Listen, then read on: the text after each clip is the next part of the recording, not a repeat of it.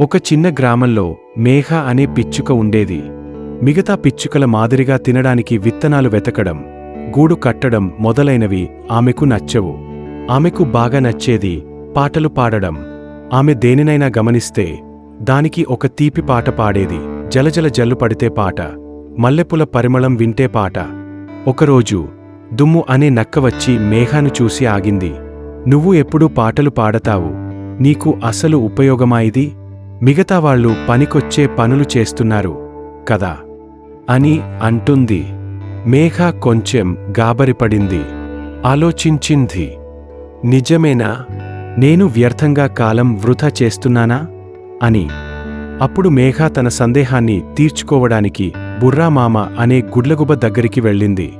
మేఘ సందేహాన్ని విని బుర్రామామ నవ్వుతూ చెప్పాడు, మేఘ, నీ పాట వింటే అందరూ సంతోషపడి నవ్వుతారు. అది ఎంతో విలువైన విషయం.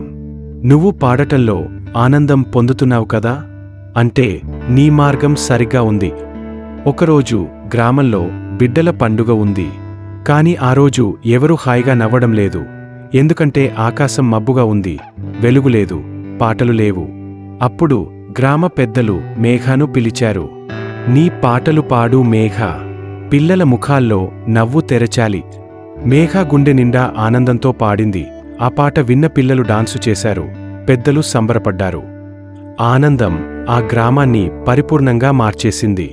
ఆ రోజు నుంచి మేఘ తన పాటలతో ప్రతిరోజు ఒక్కరికి అయినా సంతోషాన్ని పంచుతుంది. ఆమెకి ఇప్పుడు అర్థమైంది, నువ్వు చేసే పని చక్కగా చేస్తూ అందులో ఆనందంగా ఉన్నావంటే నువ్వు జీవితంలో చాలా దూరం వచ్చేశావు. సందేశం: మీరు చేయగలిగే పనిని సంతోషంగా చేస్తే మీరు జీవితంలో ఎంతో ముందుంటారు.